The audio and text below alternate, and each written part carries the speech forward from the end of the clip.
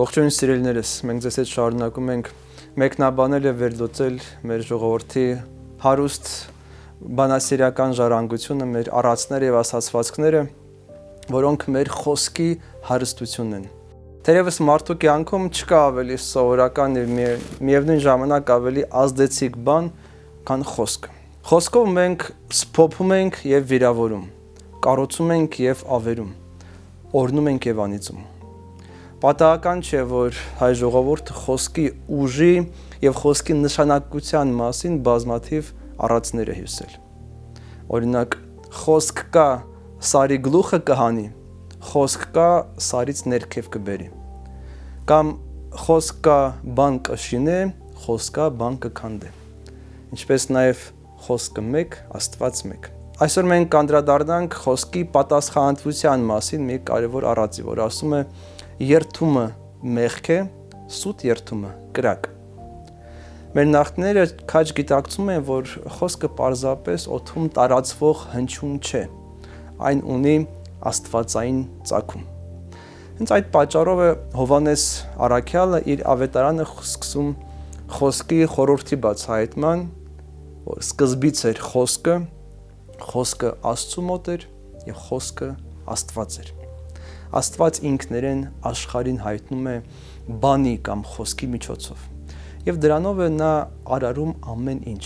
ինչպես ընթերցում ենք Ծննդոց գրքում, եւ Աստված ասաց. թող լույս լինի, եւ լույս եղավ։ Աստվածային խոսքը ոչ թե նկարագրում է իրականությունը, այլ ստեղծում է այն։ Իսկ երբ խոսքը մարմին դարձավ եւ բնակվեց մեր մեջ, ինչպես ասում է Հովհաննես ավետարանիչը, մեզ հայտնվեց, որ խոսքը կենթանի, ներգործուն ուժ է, որը ընդունակ է վերափոխելու ամբողջ աշխարհը։ Մարդը ստեղծված լինելով Աստծո պատկերով եւ նմանությամբ, նույնպես օժտված է այդ պարգևով։ Եվ մենք նմանվում ենք Աստծուն խոսքի միջոցով ազդելով շրջակա աշխարհի վրա։ Այդ իսկ պատճառով Տերը ինքը մեզ շատ հստակ զգուշացում է տալիս, ասելով, որ մարդիկ իրենց խոսած ամեն դատարկ խոսքի համար դատաստանի օրը պատասխան պիտի տան։ Հինկտակարանյան ժամանակներում մարդիկ իրենց խոսքը հաստատում էին երթման միջոցով։ Մարդիկ երթվում էին Աստծու անունով, կանչելով Արարչին որպես իրանց խոսքերի վկա։ Սակայն ժամանակի ընթացքում այս սովորույթը մի փոքր նենգափոխվեց կամ այլասերվեց, երթումը դարձավ առօրյական մի բան։ Այն հեշտությամբ էին տալիս եւ նույնքան հեշտությամբ դրժում էին։ Եվ այս հոգևոր հիվանդության դեմ դուրս եկավ մեր Տերը Հիսուս Քրիստոս Աստծո խոսքը։ Եվ լեռան քարոզի մեջ նա մեզ շատ հստակ եւ կարեւոր պատգամ է տալիս հենց երթում անելու կամ չանելու վերաբերյալ։ Եկեք ընթերցենք այս հատվածը 5-րդ գլուխն է Մատթեոսի ավետարանի եւ ասում է, որ լսել եք դարձյալ, թե ինչ ասվեց նախնիներին. սուտ մի երթվիր, այլ կատարիր այն, ինչ երթվել ես Տիրոջը։ Բայց ես ձեզ ասում եմ, ընդհանրապես մի երթվիր, ոչ երկնքի վրա, որովհետև Աստծու գահն է, ոչ երկրի վրա, որտև նրա ոտքերի պատվանդանն է, ոչ Երուսաղեմի վրա, որտև մեծ արքայի քաղաքն է, ոչ էլ քո գլխով երթվիր, որտև չես կարող մի մազ անգամ սպիտակ կամ սև դարձնել։ Ձեր խոսքը պարզապես թող լինի այոն, այո, եւ ոչը ոչ, որովհետև դրանից ավելին չարից է։ Եվ իրապես, երբ որ մարդը երթվում է, նա կարծես թե ինքը խոստովանում է, որ իր սովորական խոսքը այնքան էլ վստահելի չի կարելի վստահել եւ ահա որպեսզի այդ խոսքը հաստատուն լինի, ավելացնում է որոշակի երթում։ Բայց հենց նման երաշխիքի կարիքը արդեն իսկ վկայում է այն մասին, որ մարդկանց միջև կորել է վստահությունը, որ սուտը այնքան է արմատացել մարդկային հաղորդակցության մեջ, որ պարզ խոսքին այլևս ոչ ոք չի հավատում։ Մինչդեռ քրիստոնյայի պարզ այոն պետք է լինի ավելի հաստատուն, քան ցանկացած երթում։ Հակոբոս առաքյալը հաստատում է Տիրոջ այս միտքը, ասելով, որ բայց ամենից առաջ եղբայրներ, մի երթվեք ոչ երկրի վրա, ոչ երկնքի վրա, ոչ էլ այլ երթումի տվեք, այլ ձեր այոն թող լինի այո, որպեսզի դուք չընկնեք դատապարտության տակ։ Բայց եթե անգամ երթումը ինքը արդեն իսկ մեղքի վտանգ է կրում կամ արդեն իսկ մեղք է, ավելի սարսափելի բան է սուտ երթումը։ Ինչպես մեր առածն է ասում, երթումը մեղք է, իսկ սուտ երթումը կրակ։ Կրակի պատկերը այստեղ պատահական չէ, Սուրբ գրքում կրակը Աստծո դատաստանի, մաքրագործման, նաև կործանման խորհրդանիշ է։ Մարդը, որ գիտակցաբար սուտ երթում է տալիս, կրկնակի մեղքի մեջ մտնում։ Նա ստում է եւ միևնույն ժամանակ Աստծուն է կանչում որպես իր ստի վկա։ Զաքարիա մարգարեն նկարագրում է իր մարգարեության առաջին գլխում մի թրջող մագաղաթի տեսիլք, այդ մագաղաթը այն անեծքն է, որը մտնում է սուրտ երթվողի տունը եւ հիմնահատակ բնաջնջում այն։ Առօրյա կյանքում մենք այս հոգևոր օրենքին հանդիպում ենք ամեն օր։ Որքան հաճախ են մարդիկ հեշտությամբ խոստումներ տալիս առանց մտածելու հետևանքների մասին։ Որքան հաճախ են ասում երթվում եմ կամ խոստանում եմ, չունենալով ոչ մտադրություն, ոչ էլ ուժ իր խոսքը կատարելու։ Կար ժամանակ անց այդպիսի մարդու խոսքը ամբողջովին արժեզրկվում է։ Նրան չեն հավատում նույնիսկ ճիշտ խոսելու պարագայում։ Մարդը, որ սովորել է ստել, աստիճանաբար կորցնում է ինքն աղճատում է իր ինքնությունը, իր խոսքը։ Այս խնդիրը մեծ ազդեցություն ունի մեր ոչ միայն անհատական, նաև մեր հասարակական կյանքի վրա։ Գոյություն ունեն երթումներ, որոնք ունեն հանրային նշանակություն։ Ինչպիսիք են զինծառայողի երթումը, բժշկի երթումը,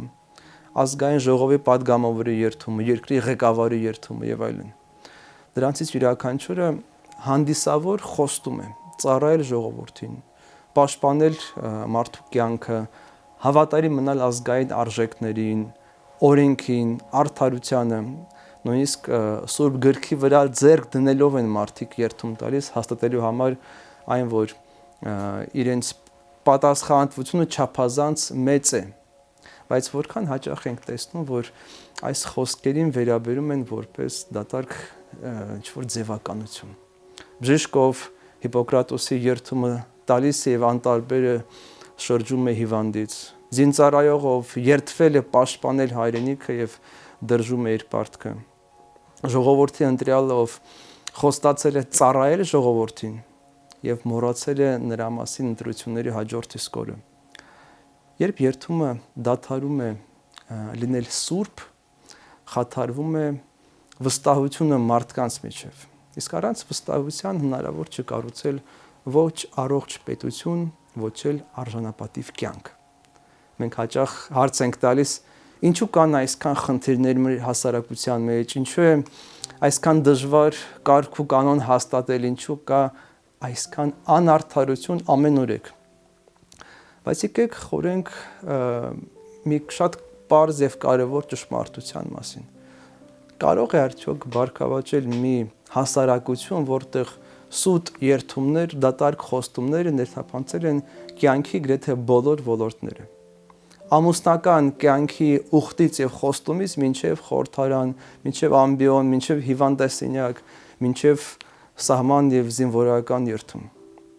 Կարող է արդյոք բարոր լինել մի ժողովրդի կյանքը, որի մոտ խոստացածի եւ իրականության մեջ տարբերությունը չափազանց մեծ է։ Պատասխանը ակնհայտ է, այդ պատասխանը մենք յուրաքանչյուրը շատ լավ հասկանում ենք։ Այդ իսկ պատճառով Սողոմոն իմաստունը ժողովող գրքում շատ հստակ ասում է. եթե ուխտ ես արել Աստծո առաջ, կատարիր այն, քանի որ լավ է ուխտ չանել, քան թե ուխտես եւ չկատարես։ Իսկ ինչ ուղի է մեզ առաջարկում ավետարանը։ Պարզ, հստակ եւ ճշմարիտ ճանապարհ։ Քրիստոնյան կոչված է ապրելու այնպես, որ իր խոսքը ոչ երթումների, ոչ էլ հավաստացումների կարիք չունենա։ Երբ մարդը ապրում է ճշմարտության մեջ, նրա այոն հնչում է ավելի հաստատուն, քան ցանկացած երթում։ Հատկանշական է, որ հայերենում բան բառը միաժամանակ նշանակում է եւ խոսք, եւ միտք, եւ գործ։ Մեր նախնիների համար ասվածը եւ կատարվածը գրեթե նույնական են։ Այստեղից մենք ունենք բանվոր, որը գործ անողն է, աշխատողն է, բանական, որպես մտածող մարդ, խոսուն մարդ, ունենք բանասիրություն, որպես հումանիտար գիտությունների ամբողջություն։ Հենց մեր լեզվի կառուցվածքի մեջ դրված այն ճշմարտությունը, որ խոսքը, միտքը եւ գործը անբաժանելի են։ Մեղսագործությունը քայքայեց այդ միասնությունը։ Մարդը սովորեց ասել մեկը, մտածել մյուսը եւ անել երրորդը։ Եվ հենց այդ խզումից ծնվեց երթումները եւ հավաստիացումները, որոնք հաճախ չեն պահվել եւ որոնք արժեզրկել են խոսքը։ Մեր ուղին որպես քրիստոնյաների վերադարձն է դեպի նախնական ամբողջականություն, երբ խոսքը կրկին կդառնա անբաժանելի գործից, իսկ գործը մտքից։ Եվ այնժամ կվերանա երթվելու ամեն տեսակի կարիք, քանզի մեր յուրաքանչյուր խոսքը ինքնին կլինի ճշմարտության վկայություն։ Մեր ժողովրդական բանավոր ժառանգությունը կրկնելով ավետարանական ճշմարտությունը պատգամում է մեզ պատասխանատվությամբ վերաբերվել մեր յուրաքանչյուր խոսքին։ Թող մեր լեզուն ծառայի միայն ճշմարտությանը, որպեսզի մեր այոն ու ոչը լինեն հաստատուն, լինեն անկեղծ Աստծո առաջ, երբ մեր խոսքը համապատասխանում է մեր գործին, այն դառնում է լավագույն վկայությունը մեր քրիստոնյա լինելու մասին։ Ճանաչենք մեր լեզուն, բացահայտելու համար մեր ինքնությունը։